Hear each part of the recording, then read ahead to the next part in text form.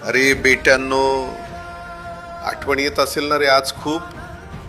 खरं तर मी सुद्धा इथं थोडा आजारी होतो. हे बघा, अजूनही खोकला चालूच आहे, पण म्हटलं आज मला शुभेच्छा द्यायला माझ्या आठवणीत माझा अख्खा महाराष्ट्र एकवटला असेल, त्यामुळं पुन्हा एकदा तीच उभारी धरून आज तुमच्याशी बोलायला आलोय. इथं काळजी घ्यायला तुम्ही नाहीत ना, त्यामुळे थोडा वेळ लागेल बरं वाटायला मला, पण वाटेल. वाढदिवसापासून जयंतीपर्यंतचा प्रवास नियतीनं कसा लिहिला होता बघितलत ना रे तुम्ही. मी तुम्हा सगळ्यांना इथून बघत असतो. तुम्ही आजही माझ्यासाठी खूप हळवे होत असतात. राजांनो, तुमचं एवढं हळवं होणं मला इथं खूप त्रास देतं.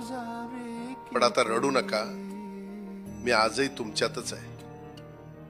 मी आजही पहाटे 5 वाजता उठून कामाला लागणाऱ्या कार्यकर्त्याच्या निष्ठेत आहे. मी आजही वेळेत आणि प्रामाणिकपणे काम करणार